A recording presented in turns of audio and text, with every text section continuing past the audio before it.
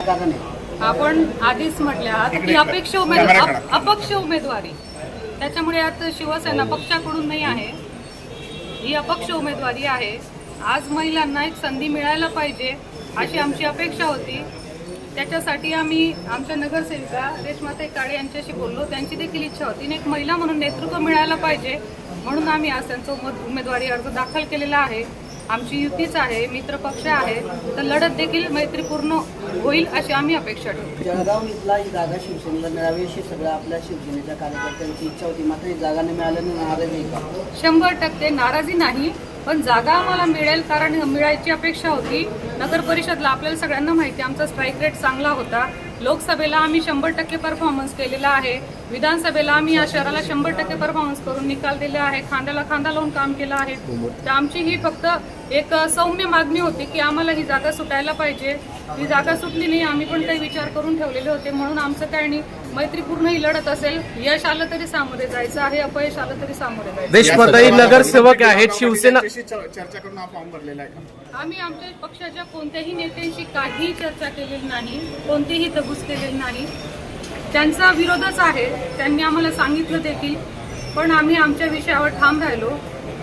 अजून त्यांना मर्जीत घेऊन आम्ही हे केलेलं नाही. पण जे उमेदवार आहेत ते शिवसेना शिंदे गटाचे नगरसेविका आहेत. पक्षाने जर कारवाई केली आपल्यावर त्या शिवसेना शिंदे गटाच्या नगरसेविका आहेत, पण त्या शिवसेना संघटनेच्या पदाधिकारी नाही आहेत.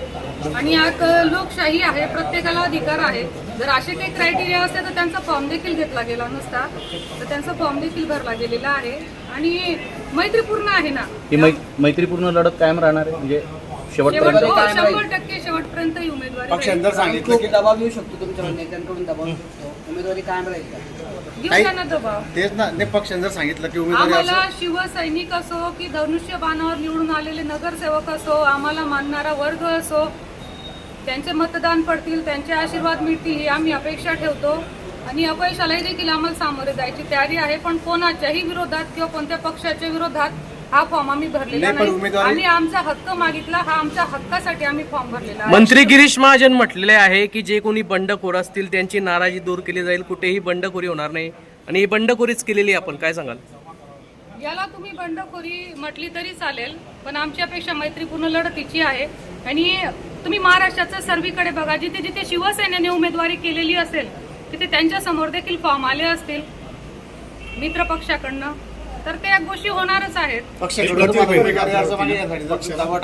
नाही, प्रतिउत्तर नाही म्हणणार, हा आमचा हक्क होता, आम्हाला ही जागा पाहिजे होती.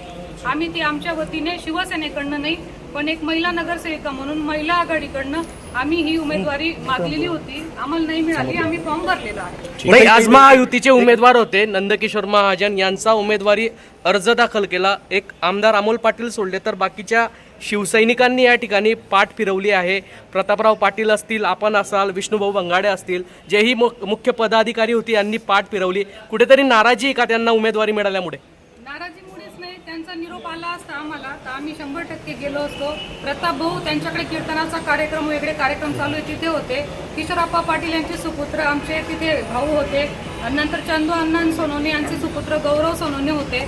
तर पक्षातून 2-3 प्रातिनिधिक स्वरूपात लोक तिथे होते त्यांचा फॉर्म भरण्यासाठी. पण आमची इकडे तयारी चालू असण्या कारणाने आम्ही सगळे नगरसेवक सगळे आम्ही एका बाजूला होतो, म्हणून आम्ही आमचे फॉर्म भरायची तयारी असताना आम्ही तिकडे नाही जाऊ शकतो. महायुतीच्या उमेदवाराचं काम नाही करणार आहे का? महायुतीच्या उमेदवाराचं काम करायचा प्रश्न येत नाही. आमचा असं मैत्रीपूर्ण लढत आहे.